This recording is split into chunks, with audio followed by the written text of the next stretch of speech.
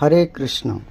श्रीमद् भागवतम 6वां अध्याय पूतना उद्धार। श्री सुखदेव जी कहते, परीक्षित, नंद बाबा जब मथुरा से चले तब रास्ते में विचार करने लगे कि वसुदेव जी का कथन झूठा नहीं हो सकता। इससे उनके मन में उत्पात होने की आशंका हो गई। तब उन्होंने मन ही मन भगवान ही शरण है, ये ही रक्षा करेंगे, ऐसा निश्चय किया। पूतना नाम की एक बड़ी क्रूर राक्षसी थी। उसका एक ही काम था बच्चों को मारना। कंस की आज्ञा से यह नगर, ग्राम और अहीरों की बस्तियों में बच्चों को मारने के लिए घुमा करती थी। यहाँ के लोग अपने प्रतिदिन के कामों में राक्षसों के भय को दूर भगाने वाले भक्त वत्सल भगवान के नाम, गुण और लीलाओं का श्रवण, कीर्तन और स्मरण नहीं करते। वहीं ऐसे राक्षसियों का बल चलता है। जहाँ पे भगवान के नाम, गुण का, लीलाओं का गान नहीं होता है, वहाँ राक्षसियों का राज रहता है। लेकिन जहाँ भगवान के गुणगान होते हैं, वहाँ पर राक्षसियों का कोई राज नहीं रह सकता। यह पूतना आकाश मार्ग से चल सकती थी और अपनी इच्छा के अनुसार रूप भी बदल लेती थी। एक दिन नंद बाबा के गोकुल के पास आकर उसने माया से अपने को एक सुंदरी युवती बना लिया और गोकुल के भीतर घुस गई। उसने बड़ा सुंदर रूप बनाया था। उसकी चोटियों में बेले के फूल गूथे हुए थे, सुंदर वस्त्र पहने हुए थी। जब उसके कर्णफूल हिलते थे तब उनकी चमक से मुख की ओर लटकी हुई अलकें और भी शोभायमान हो जाती थी। उसके नितंब और कुछ कुशल ऊंचे ऊंचे थे और कमर पतली थी। वह अपनी मधुर मुस्कान और कटाक्षपूर्ण चितवन से ब्रजवासियों का चित्त चुरा रही थी। उस रूपवती रमणी को हाथ में कमल लेकर आते देख गोपियां ऐसी उत्प्रेक्षा करने लगी मानो स्वयं लक्ष्मी जी अपने पति का दर्शन करने के लिए आ रही है। पूतना बालकों के लिए ग्रह के समान थी। वह इधर उधर बालकों को ढूंढती हुई अनायास ही नंद बाबा के घर में घुस गई। यहाँ उसने देखा कि बालक श्री कृष्ण शय्या पर सोए हुए हैं। परीक्षित, भगवान कृष्ण दुष्टों के काल है, परंतु जैसे आग राख की ढेर में आने को छिपाए हुए है, वैसे ही उस समय उन्होंने अपने प्रचंड तेज को छिपा रखा था। भगवान श्री कृष्ण चर अचर सभी प्राणियों के आत्मा है, इसलिए उन्होंने उसी क्षण जान लिया कि वह बच्चों को मार डालने वाला पूतना ग्रह है और अपने नेत्र बंद कर लिए। जैसे कोई पुरुष भ्रमवश सोए हुए सांप को रस्सी समझकर उठा ले, ऐसे ही काल रूप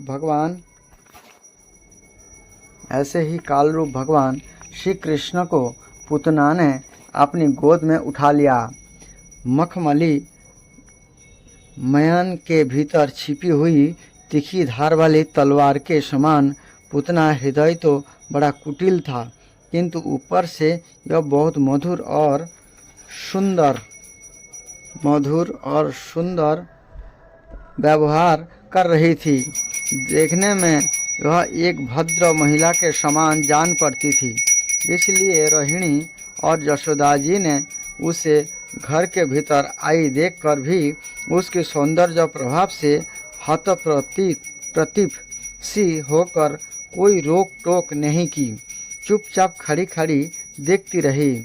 इधर भयानक राक्षसी पूतना ने बालक श्री कृष्ण को अपनी गोद में लेकर उनके मुंह में अपना स्तन दे दिया, जिसमें बड़ा भयंकर और किसी प्रकार भी पच ना सकने वाले विष लगा हुआ था। भगवान ने क्रोध को अपना साथी बनाया और दोनों हाथों से उसके स्तनों को जोर से दबाकर उसके प्राणों को साथ उसका दूध पीने लगे। ये उसका दूध पीने लगे और उनका साथी क्रोध प्राण लेने लगा। आप तो पुतना के प्राणों के आश्रयभूत सभी मर्मस्थान फटने लगे। वह पुकारने लगे, अरे छोड़ दे, छोड़ दे, अब बस कर। वह बार बार अपने हाथ और पैर पटक पटक कर रोने लगी। उसके नेत्र उलट गए। उसका सारा शरीर पसीना से लथपथ हो गया। उसकी चिल्लाहट का वेग बड़ा भयंकर था। उसके प्रभाव से पहाड़ों के साथ पृथ्वी और ग्रहों के साथ अंतरिक्ष डगमगा उठा। सातों पाताल और दिशाएं गूंज उठी। बहुत से लोग वज्रपात की आशंका से पृथ्वी पर गिर पड़े। परीक्षित, इस प्रकार निशाचरी पुतना के स्तन में इतनी पीड़ा हुई कि वह अपने को छिपा ना सकी। राक्षसी रूप में प्रकट हो गई। उसके शरीर से प्राण निकल गए, मुंह फट गया, बाल बिखर गए और हाथ पांव फैल गए। जैसे इंद्र के वज्र से घायल होकर वृत्रासुर गिर पड़ा था, वैसे ही वह बाहर गोष्ठ में आकर गिर पड़ी। राजेंद्र, पुतना के शरीर ने गिरते गिरते भी 6 कोस के भीतर के वृक्ष को कुचल डाला। यह बड़ी ही अद्भुत घटना हुई। पुतना का शरीर बड़ा भयानक था। उसका मुंह हल के समान तीखी और भयंकर दाढ़ों से युक्त था। उसके नथुने पहाड़ी की गुफा के समान गहरे थे। नाक और स्तन पहाड़ों से गिरी हुई चट्टानों की तरह बड़े बड़े थे। लाल लाल बाल चारों ओर बिखरे हुए थे। आंखें अंधे कुएं के समान गहरी, नितंब नदी के करारी की तरह भयंकर भुजाएं, जांघें और पैर नदी के पुल के समान तथा पेट सूखे हुए सरोवर की भांति जान पड़ता था। पुतना के उस शरीर को देखकर सब के सब ग्वाल और गोपी डर गए। उसकी भयंकर चिल्लाहट सुनकर उनके हृदय, कान और सिर तो पहले ही फट से रहे थे। जब गोपियों ने देखा कि बालक श्री कृष्ण उसकी छाती पर निर्भय होकर खेल रहे हैं, तो वे बड़ी घबराहट और उतावली के साथ झटपट वहां पहुंच गई तथा श्री कृष्ण को उठा लिया। इसके बाद यशोदा और रोहिणी के साथ गोपियों ने गाय की पूंछ घुमाने आदि उपायों से बालक श्री कृष्ण के अंग की सब प्रकार से रक्षा की। उन्होंने पहले बालक श्री कृष्ण को गोमूत्र से स्नान करवाया, फिर सब अंगों में गोरज लगाई और फिर बाहरों अंगों में गोबर लगाकर भगवान के केशव आदि नामों से रक्षा की। इसके बाद गोपियों ने आचमन करके अज आदि 11 बीज मंत्रों से अपने शरीरों में अलग अलग अंगन्यास एवं करन्यास किया और फिर बालकों के अंग में बीजन्यास किया।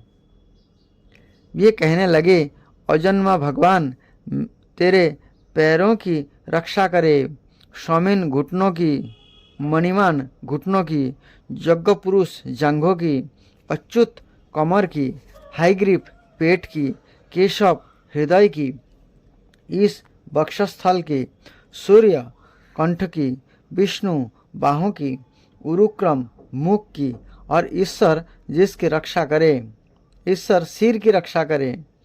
चक्रधर भगवान रक्षा के लिए तेरे आगे रहे, गदाधारी श्री हरि पीछे।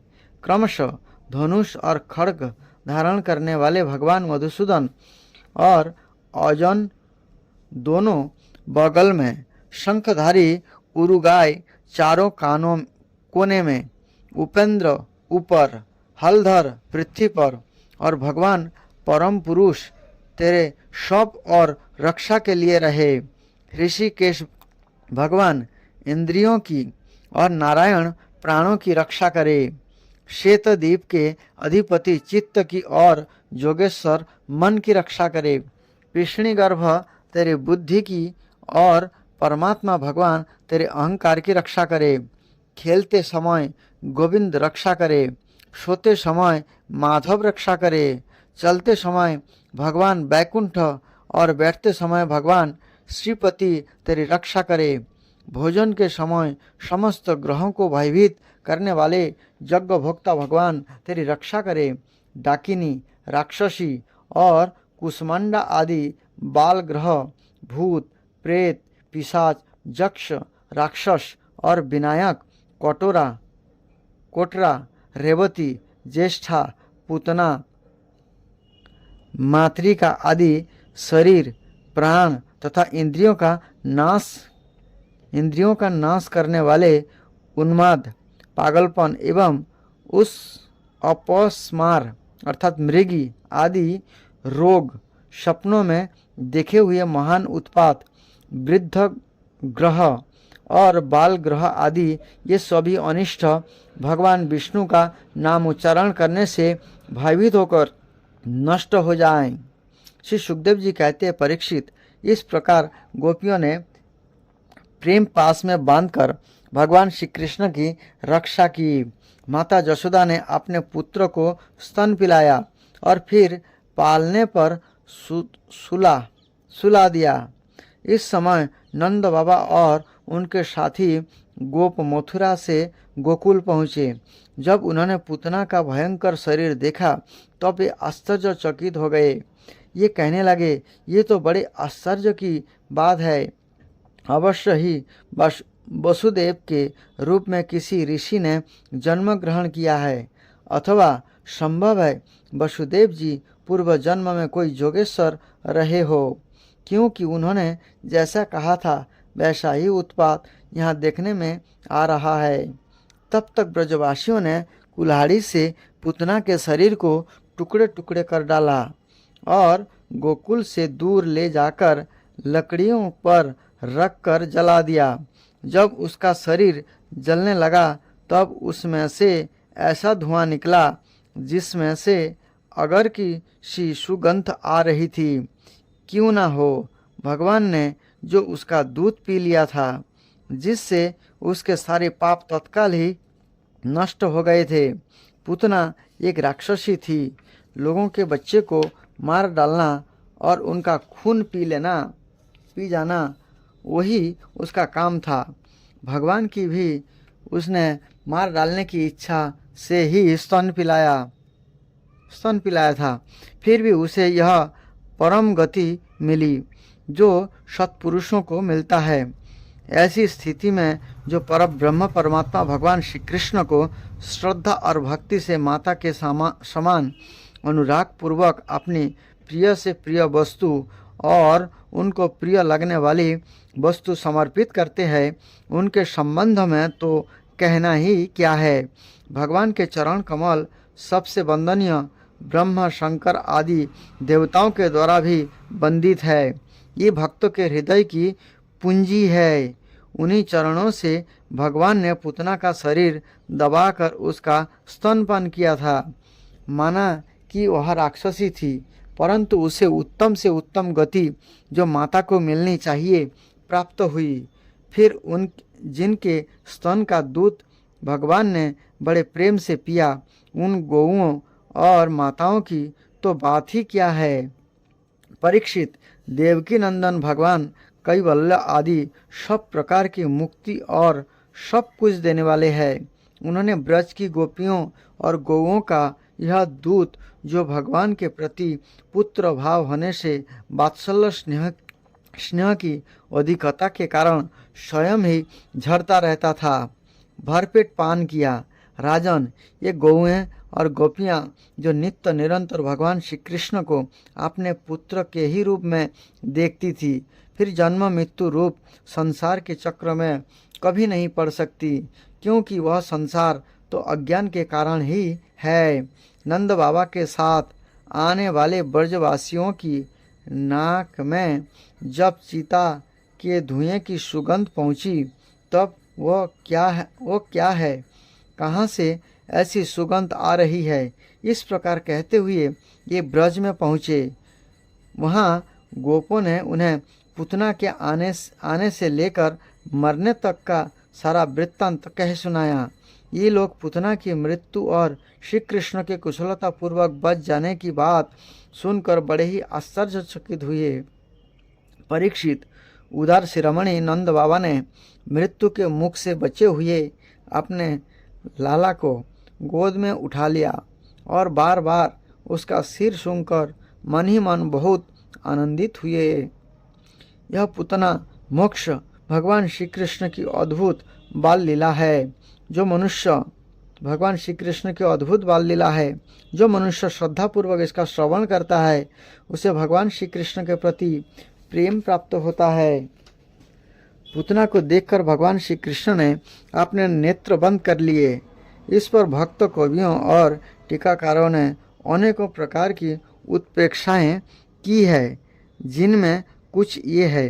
श्री वल्लभाचार्य जी ने सुबोधिनी में कहा है, अविधा ही पूतना है। भगवान श्री कृष्ण ने सोचा कि मेरी दृष्टि के सामने अविधा टिक नहीं सकती, फिर लीला कैसे होगी, इसलिए नेत्र बंद कर लिए। यह पूतना बाल घातिनी है।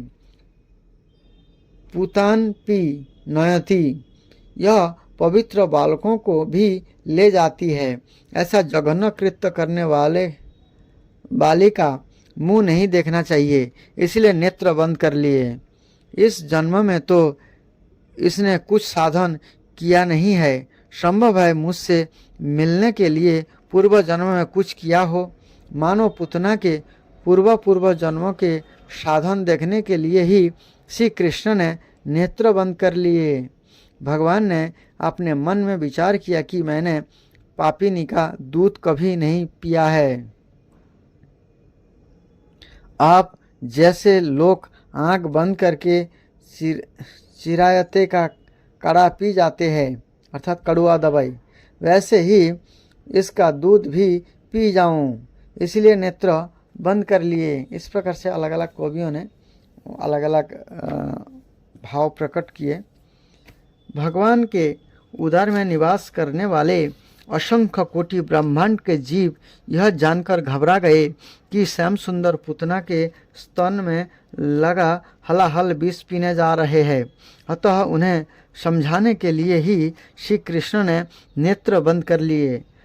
श्री कृष्ण शिशु ने विचार किया कि मैं गोकुल में यह सोचकर आया था कि माखन मिश्री खाऊंगा, सो छठी के दिन ही विष पीने का अवसर आ गया। इसलिए आँख बंद करके मानो शंकर जी का ध्यान किया कि आप आकर अपना अभ्यस्त विष पान कीजिए, मैं दूध पीऊँगा।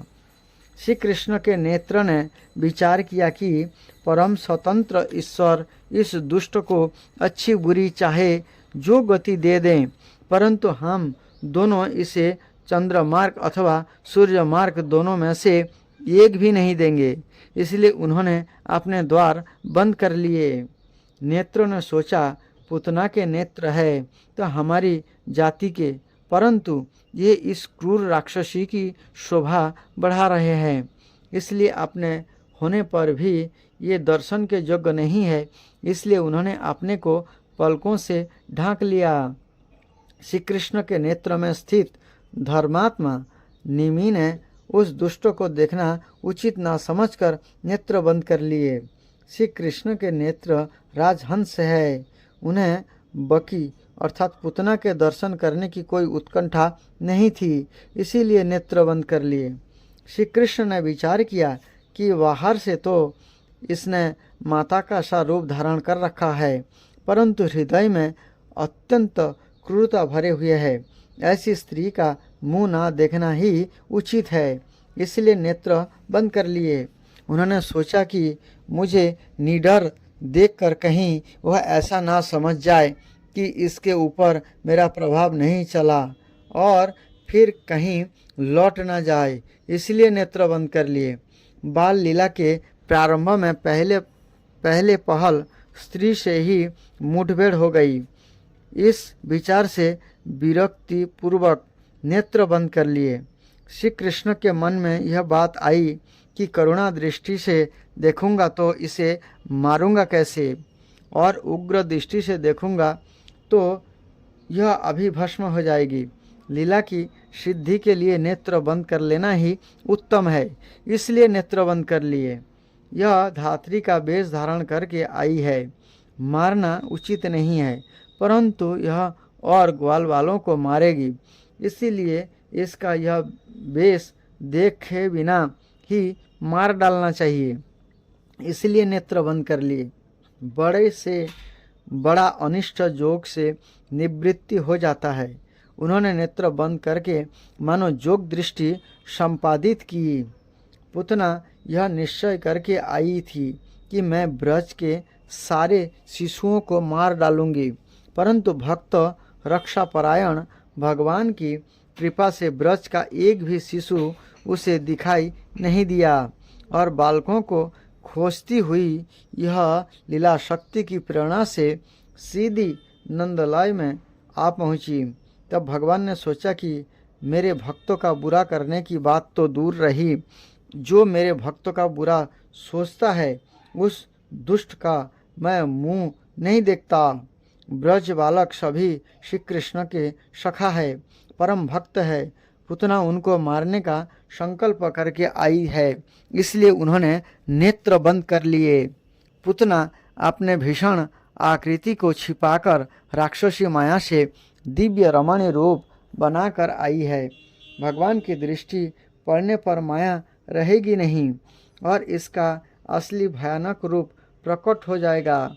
उसे सामने देखकर यशोदा मैया डर जाए और पुत्र की अनिष्ठाशंका से कहीं उनके हठात प्राण निकल जाए, इस आशंका से उन्होंने नेत्र बंद कर लिए।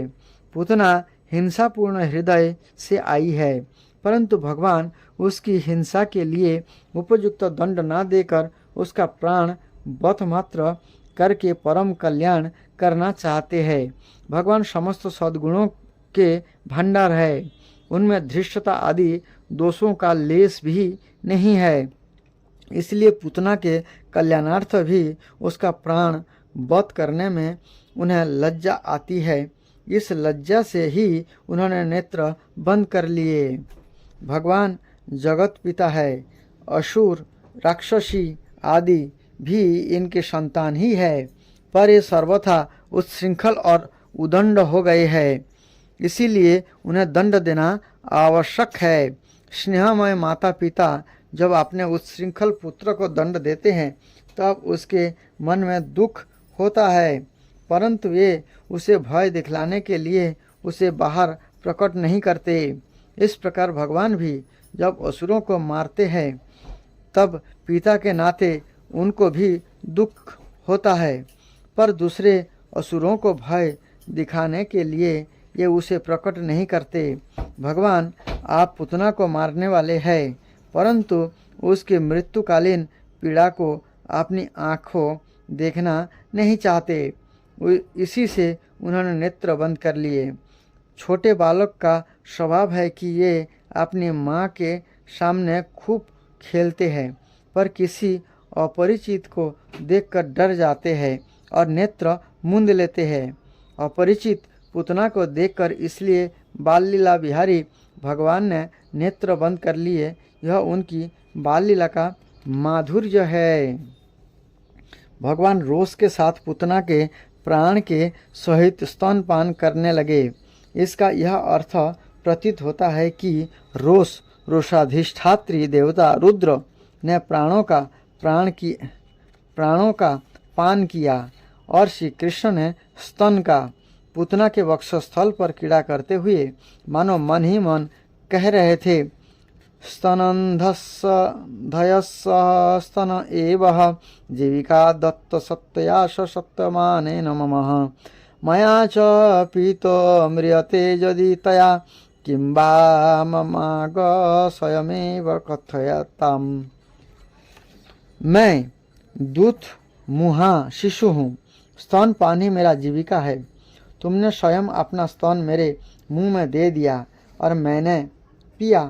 इससे यदि तुम मर जाती हो तो स्वयं तुम ही बताओ, इसमें मेरा क्या अपराध है। राजा बलि की कन्या थी रत्नमाला। यज्ञशाला में वामन भगवान को देखकर उनके हृदय में पुत्र स्नेह का भाव उदय हो आया। वह मन ही मन अभिलाषा करने लगी कि यदि मुझे ऐसा बालक हो और मैं उसे स्तन पिलाऊं तो मुझे बड़ी प्रसन्नता होगी। वामन भगवान ने अपने भक्त बलि की पुत्री के इस मनोरथ का मन ही मन अनुमोदन किया। वही दापर में पुतना हुई और श्री कृष्ण के स्पर्श से उसकी लालसा पूर्ण हुई। इस प्रसंग को पढ़कर भावुक भक्त भगवान से कहता है, भगवान, जान पड़ता है आपकी अपेक्षा भी आपके नाम में शक्ति अधिक है, क्योंकि आप त्रिलोक की रक्षा करते हैं और नाम आपकी रक्षा कर रहा है। इस प्रकार से भक्तों के बहुत सारे उद्गार है, भक्तों के बहुत सारे भावना प्रकट हुआ है। क्योंकि भगवान कोई भी कार्य करते हैं एक कारण नहीं होते, बहुत से कारण होते हैं। भगवान की लीला में बहुत से कारण होते हैं। भगवान एक कार्य के लिए कभी लीला नहीं करते हैं, इसलिए बहुत से कारण हो सकता है। श्रील प्रभुपाद जी के कृष्ण बुक से पुतना वध का प्रसंग। जब नंद महाराज घर लौट रहे थे तो उन्होंने वसुदेव द्वारा दी गई इस चेतावनी पर कि गोकुल में कुछ उत्पात हो सकता है विचार किया। निश्चय ही वह सलाह मैत्रीपूर्ण थी और असत्य न थी। अतः नंद ने सोचा, इसमें अवश्य ही कुछ ना कुछ सच्चाई है। अतः डर के मारे ये भगवान की शरण लेने लगे। संकट आने पर भक्त के लिए स्वाभाविक है कि वह कृष्ण का चिंतन करे, क्योंकि उसके लिए अन्य कोई आश्रय नहीं होता। जब शिशु संकट में होता है तो अपने माता पिता का आश्रय लेता है। इसी प्रकार भक्त सदैव भगवान के शरण में रहता है, किंतु जब उसे कोई विशेष संकट दिखता है तो वह तुरंत ईश्वर का स्मरण करता है।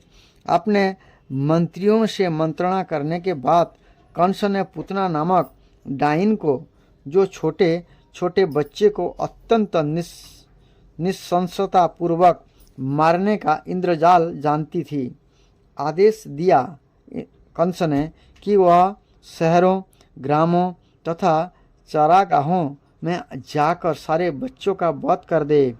इसी डाइन ने अपना इंद्रजाल वहीं फैला सकती है जहाँ कृष्ण के पवित्र नाम का कीर्तन या श्रवण ना होता हो।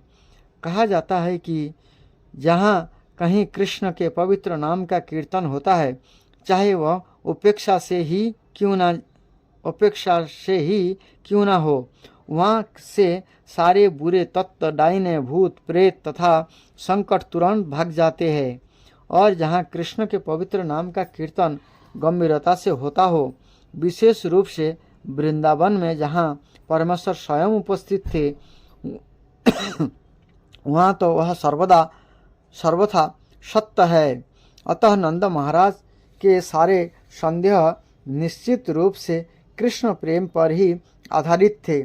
वास्तव में पुतना में शक्ति होते हुए भी उसकी गतिविधियों से कोई भय न था। ऐसी डाइने खेचरी कहलाती है, जिसका अर्थ है वे जो आकाश में उड़ सकती है। इस तरह का इंद्रजाल आज भी कुछ स्त्रियों द्वारा भारत के दूरस्थ उत्तर पश्चिम भाग में किया जाता है। ये उखड़े वृक्ष की शाखाओं पर बैठकर एक स्थान से दूसरे तक आ जा सकती है। पुतना को यह इंद्रजाल ज्ञात था, इसलिए भागवत में उसे खेचरी कहा गया है। पुतना किसी प्रकार की अनुमति के बिना ही गोकुल में नंद के आवास महल में घुस गई। सुंदर वस्त्रों से आभूषित होकर यह परम सुंदरी के रूप में माता यशोदा के घर में गई। अपने उठे हुए नितंबों, उन्नत उरोजों, कान की बालियों तथा केस में लगे फूलों से यह अति सुंदर लग रही थी। अपने क्षीण कटी से यह और भी सुंदर बन गई थी। उसकी आकर्षक चितवन तथा मंद मुस्कान से वृंदावन के सारे वासी मोहित हो गए। भोली भाली गोपियां ने सोचा कि वह हाथ में कमल पुष्प धारण किए वृंदावन में आई साक्षात लक्ष्मी देवी है। उन्हें लगा कि वह अपने पति कृष्ण को देखने के लिए स्वयं आई है। उसकी अपूर्व सुंदरता के कारण उसे किसी ने रोका नहीं, अतः वह बिना रोक टोक के नंद महाराज के घर में प्रविष्ट हो गई। अनेक बालकों को का वध करने वाली पुतना ने कृष्ण को पालने में लेटा देखा। वह तुरंत समझ गए कि इस नन्हे बालक में अद्वितीय शक्ति है, जो राख से ढकी अग्नि की भांत छिपी है।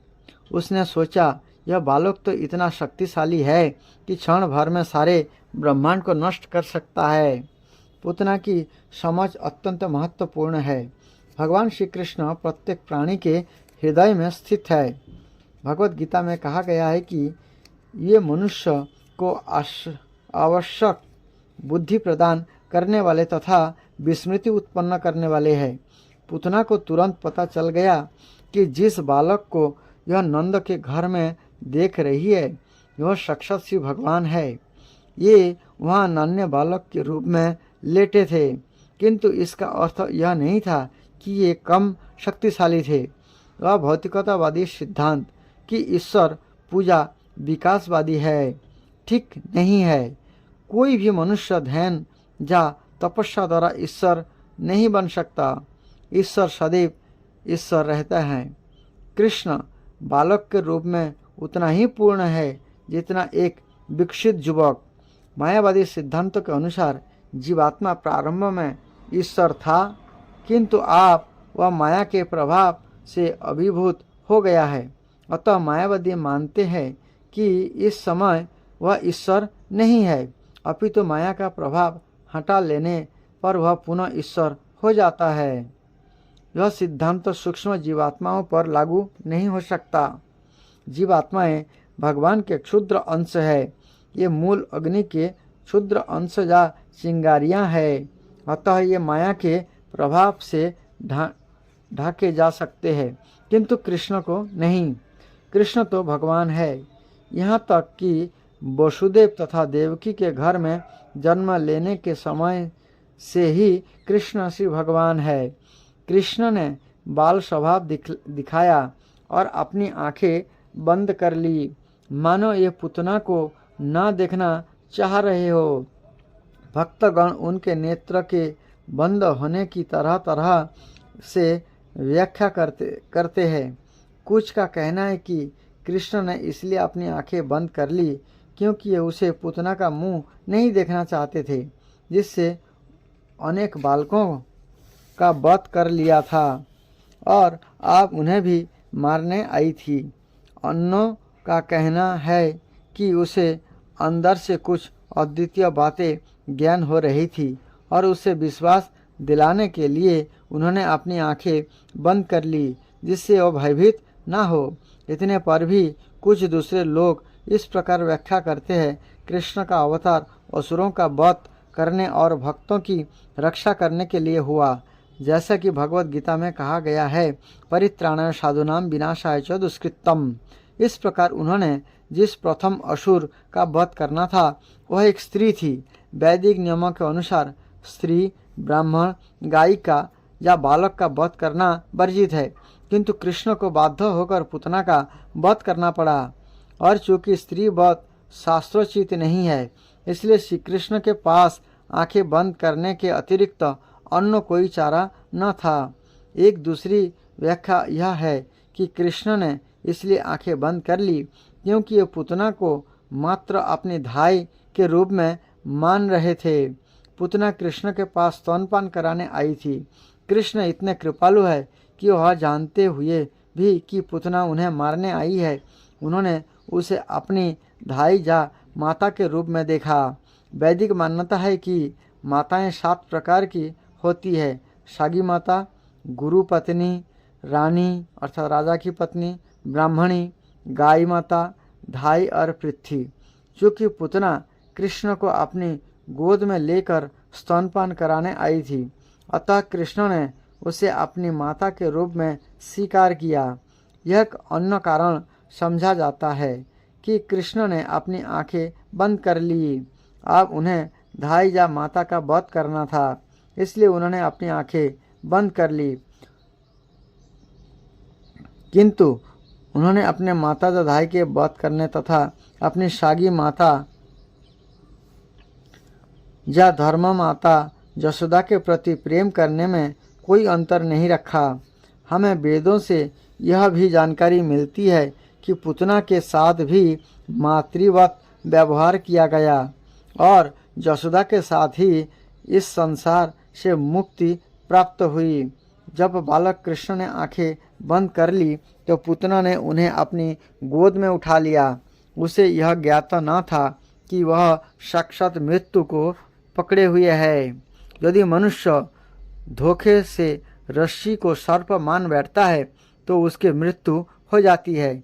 इसी प्रकार कृष्ण से भेंट होने के पूर्व पुतना अनेक बालकों का वध कर चुकी थी और उसने कृष्ण को भी उन जैसा ही समझा। किंतु अब यह एक सांप को पकड़ने जा रही थी जो उसे तुरंत मार देगा। जब पुतना बालक कृष्ण को गोद में ले रही थी तो यशोदा तथा रोहिणी दोनों ही वहां उपस्थित थी, किंतु उन्होंने उसे माना नहीं किया क्योंकि वह सुंदर वस्त्र से आभूषित थी और कृष्ण के प्रति मातृ प्रेम प्रदर्शित कर रही थी। ये यह ना समझ पाई कि वह एक अलंकृत म्यान के भीतर छिपी तलवार की भांति है। पुतना ने अपने स्तनों में घातक विष लगा रखा था और गोद लेते ही उसने अपने चुचुक कृष्ण के मुख में लगा दिए। उसे आशा थी कि जो ही वह उसके स्तनों का पान करेगा तो ही मर जाएगा, किंतु कृष्ण ने क्रुद्ध होकर तुरंत मुंह में चुचुक लगा लिया। उन्होंने विष युक्त दूध के साथ उस असुरिणी के प्राण भी चूस लिए। दूसरे शब्दों में दूध पीने के साथ ही उन्होंने पुतना के प्राण भी चूस लिए। कृष्ण इतने दयालु है कि जब पुतना अपना मैं पान कराने आई तो उन्होंने उसकी मनोकामना पूरी की और इसके इस कार्य को माता का सा आचरण माना, किंतु वह और अधिक दुष्ट कार्य ना करे, इसीलिए उन्होंने तुरंत ही उसे मार डाला। चूँकि वह असुरिणी कृष्ण द्वारा मारी गई, अतः उसे मोक्ष प्राप्त हुआ। जब कृष्ण ने उसकी छाती को अत्यंत बलपूर्वक दबाया और उसके प्राण हर लिया तो वह भूमि पर गिर पड़ी और अपने हाथ पैर फैलाकर चिल्लाने लगी, मुझे छोड़ दे, मुझे छोड़ दे। यह जोर जोर से चिल्ला रही थी और उसका सारा शरीर पसीना से तर था। जब रोदन करती पुतना मर गई तो चारों ओर पृथ्वी तथा आकाश में, उच्च तथा निम्न लोकों में तथा सभी दिशाओं में भयानक कंपन हुआ और लोगों ने सोचा कि कोई वज्रपात हुआ है। इस प्रकार पुतना के इंद्रजाल का दुस्वप्न दूर हुआ और उसने एक विराट असुरिणी जैसा अपना वास्तविक स्वरूप धारण कर लिया।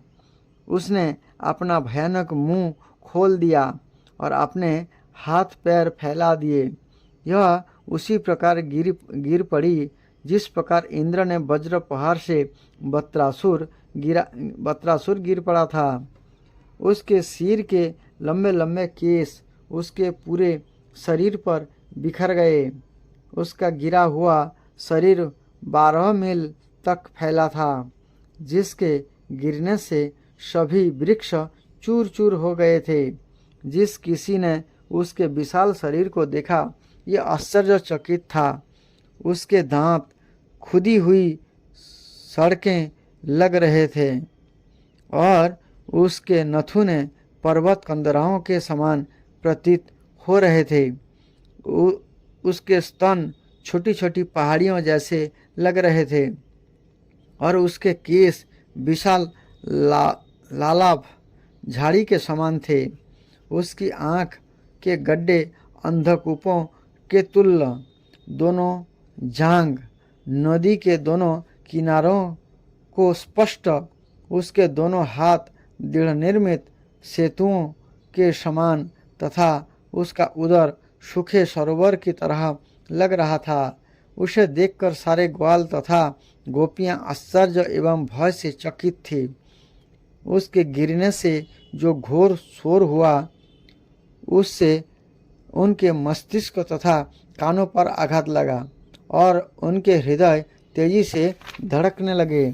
जब गोपियों ने उन्हें कृष्ण को पूतना की गोद में निर्भय खेलते पाया तो ये तुरंत आ गई और उन्हें उठा लिया। माता यशोदा, रोहिणी तथा अन्य वृद्ध गोपियों ने तुरंत ही चामर लेकर उनके शरीर की परिक्रमा करते हुए शुभ अनुष्ठान संपन्न किए। बालक को गोमूत्र से पूरी तरह नहलाया गया था तथा पूरे शरीर में गोखूर से उठी धूली लगाई गई। उसका उद्देश्य नन्हे कृष्ण को भविष्य की अशुभ घटनाओं से बचाना था। इस घटना से पता चलता है कि परिवार, समाज तथा प्राणी मात्र के लिए गाय की कितनी महत्ता है। कृष्ण के दिव्य शरीर के लिए किसी संरक्षण की आवश्यकता नहीं थी, किंतु हमें गौ की महत्ता का उपदेश देने के लिए भगवान के ऊपर गोबर का लेप किया गया। गोमूत्र से उन्हें नहलाया गया और गौओं के चलने से उठी धूली उन पर छिड़की गई। इस शुद्धिकरण अर्थात संस्कार के बाद यशोदा, रोहिणी समेत गोपियों ने विष्णु के नामों का उच्चारण किया, जिससे कृष्ण के शरीर को समस्त कुप्रभावों से पूरी सुरक्षा प्राप्त हो सके। उन्होंने अपने हाथ पैर धोए और 3 बार जल का आचमन किया, जैसा कि मंत्र उच्चारण के पूर्व करने का रिवाज है। उन्होंने इस प्रकार मंत्र उच्चारण किया, हे कृष्ण मणिमान भगवान आपके घुटनों की और भगवान यज्ञ आपकी जांघों की रक्षा करे। अज नाम से विख्यात भगवान विष्णु आपके पाँवों की रक्षा करे। भगवान अच्युत आपकी कमर के ऊपर भाग की और भगवान हयग्रीव आपके उदर की रक्षा करे। केशव आपके हृदय की रक्षा करे। भगवान ईश आपकी वक्षस्थल की रक्षा करे। भगवान सूर्य आपकी गर्दन की और भगवान विष्णु आपकी भुजाओं की रक्षा करे। भगवान उरुक्रम आपके मुख की रक्षा करे। भगवान ईश्वर आपके सिर की रक्षा करे। भगवान चक्रधर आपके आगे से तथा भगवान गदाधर आपके पीछे से रक्षा करे। धनुषधारी भगवान मधुसूदन आपकी दाईं ओर से और भगवान अर्जुन आपकी बाईं ओर की रक्षा करे। भगवान उरुगाय आपने शंख से आपकी सभी ओर से रक्षा करे। भगवान उपेंद्र आपकी ऊपर से रक्षा करे। भगवान ताक्षर्य पृथ्वी पर आपकी रक्षा करे। भगवान हलधर आपकी चारों ओर से रक्षा करे। भगवान ऋषिकेश आपकी समस्त इंद्रियों की रक्षा करे।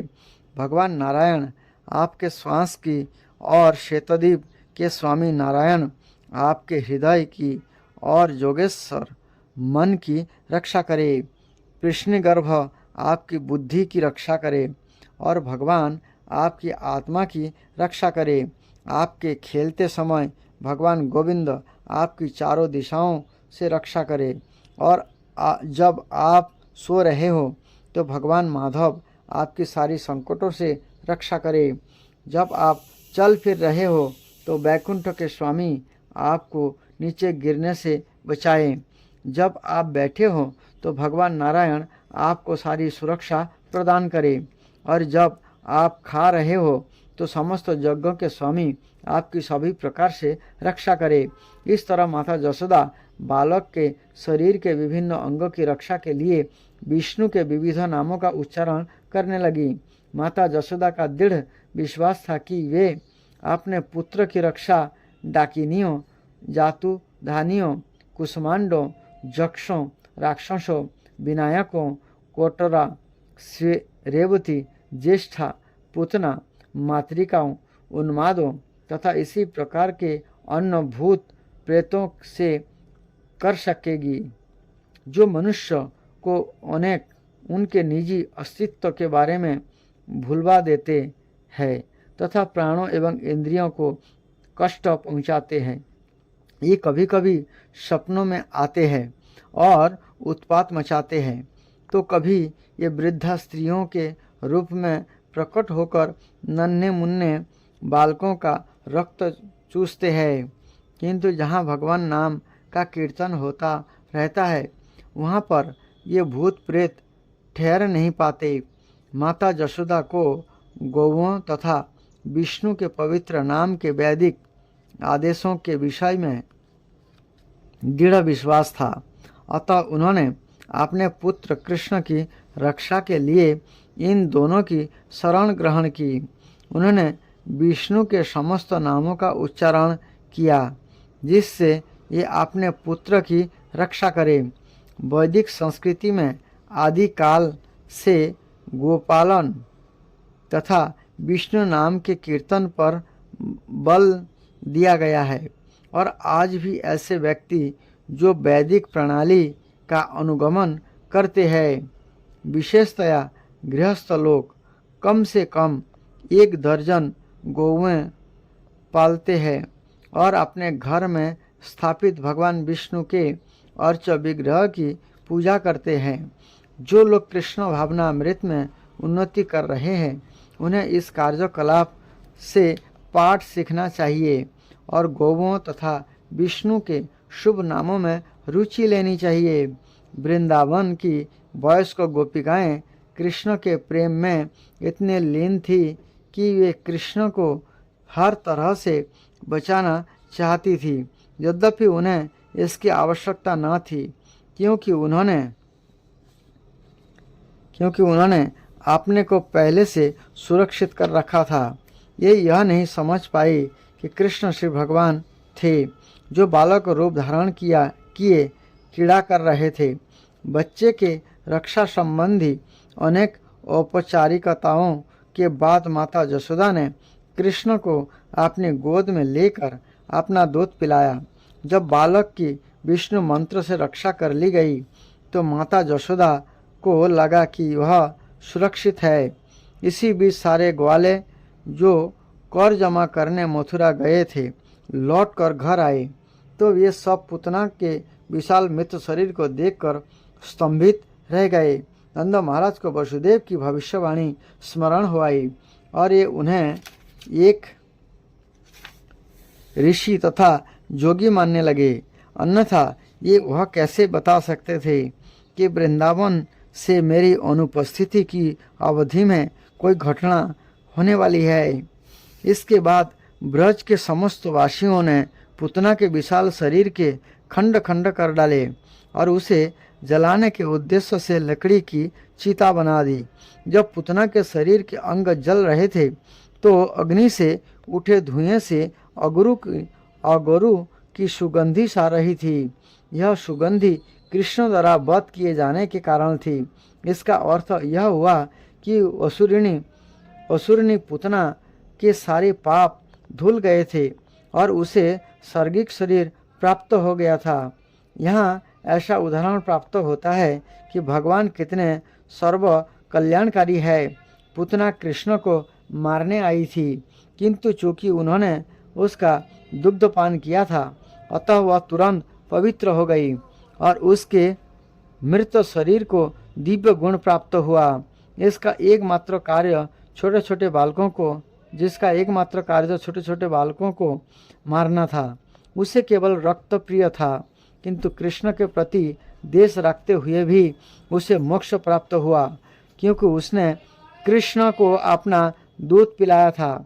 अतः उन लोगों के विषय में क्या कहा जा, किंतु कृष्ण के प्रति देश रखते हुए भी उसे मोक्ष प्राप्त हुआ, क्योंकि उसने कृष्ण को अपना दूध पिलाया था।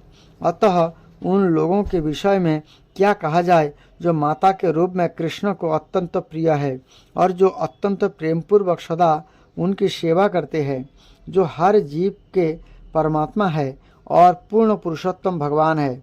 इससे यह निष्कर्ष निकला कि भगवान की सेवा में लगाई गई अल्प शक्ति भी अपार दिव्य लाभ प्रदान करने वाली है। इसकी व्याख्या भगवत गीता में की गई है। स्वल्पम अपश्य धर्मस्य त्रायते महतो भयात। कृष्ण चेतना में की गई शक्ति भक्ति इतनी दिव्य है कि जाने अनजाने कृष्ण की थोड़ी सी भी सेवा से बड़ा लाभ प्राप्त होता है। किसी वृक्ष के पुष्प अर्पित करके कृष्ण की पूजा करना भी उस जीवात्मा के लिए लाभप्रद है जो वृक्ष के अस्तित्व तक सीमित है। जब कृष्ण को फूल और फल अर्पित किए जाते हैं तो अप्रत्यक्ष रूप से उस वृक्ष को भी लाभ पहुंचता है जिसमें ये फूल फल लगे थे। अतः अर्चना विधि हर एक के लिए लाभप्रद है। कृष्ण ब्रह्मा तथा शिव जैसे महान देवों द्वारा पूज्य है और पूतना इतनी भाग्यशालिनी थी कि वही कृष्ण बालक रूप में उसकी गोदी में खेले। कृष्ण के यही चरण कमल जो ऋषियों तथा भक्तों द्वारा आराध्य है पूतना के शरीर पर पड़े। लोग कृष्ण की पूजा करके भोजन की भेंट चढ़ाते हैं, किंतु उन्होंने तो पूतना के शरीर से स्वतः दुग्ध पान किया। इसलिए भक्तगण प्रार्थना करते हैं कि यदि पूतना जैसे शत्रुणी केवल दूध पिला करके इतना लाभ प्राप्त कर सकती है तो फिर प्रेम तथा स्नेह से कृष्ण की पूजा से प्राप्त होने वाले लाभ का अनुमान भला कौन लगा सकता है। यदि पूजा करने वाले को इतना लाभ हो सकता है तो फिर मनुष्य को चाहिए कि केवल कृष्ण की ही पूजा करे। यद्यपि पूतना दुष्टात्मा थी, किंतु उसे भगवान की माता के समान उच्च पद प्राप्त हुआ। अतः यह स्पष्ट है कि गौवें तथा वयस्क गोपियां भी जो कृष्ण को दूध देती थी दिव्य पद को प्राप्त हुई। कृष्ण किसी को भी कुछ भी मुक्ति से लेकर कोई भी कल्पनीय भौतिक वस्तु दे सकते हैं। अतः ये जिस पूतना के शरीर का दुग्धपान करते रहे उसके मोक्ष के संबंध में कोई संदेह नहीं हो सकता, और उन गोपियों के मोक्ष के संबंध में क्या संदेह हो सकता है जिन्हें कृष्ण इतने प्रिय थे। निस्संदेह जिन समस्त गोपियों तथा ग्वालें एवं गायों ने वृंदावन में अत्यंत प्रेम तथा स्नेह से कृष्ण की सेवा की, ये सब इस भौतिक संसार की दयनीय दशा से मुक्त हो गए। जब समस्त वृंदावन वासियों की नाकों में पूतना के जलने से उत्पन्न धुएं की सुगंधी गई तो ये एक दूसरे से पूछने लगे, यह सुगंधी कहाँ से आ रही है? और बातचीत के दौरान ही उन्हें यह ज्ञात हुआ कि यह सुगंध पूतना के जलने से उठे धुएं की है। कृष्ण उन्हें प्राणों से प्रिय थे, और जैसे ही उन्होंने सुना कि कृष्ण द्वारा पूतना का वध हुआ है तो सबों ने प्रेम बस उस बालक को आशीष दिया। पूतना के जल जाने के पश्चात नंद महाराज घर आए और तुरंत ही बच्चे को गोद में उठाकर उसका सिर चूमा। इस प्रकार ये परम संतुष्ट हुए कि उनका नन्हा सा बालक इस महान विपदा से बच गया। श्री सुखदेव जी गोस्वामी उन समस्त व्यक्तियों को आशीर्वाद देते हैं जो कृष्ण द्वारा पूतना वध के इस वृत्तांत को सुनते हैं, क्योंकि उन्हें निश्चय ही गोविंद के वरदान की प्राप्ति होगी। इस प्रकार लीला पुरुषोत्तम भगवान श्री कृष्ण के अंतर्गत पूतना वध नामक 6ठे अध्याय का भक्ति वेदांत तात्पर्य पूर्ण हुआ। हरे कृष्ण कृष्ण कृष्ण हरे हरे, हरे राम राम राम हरे हरे।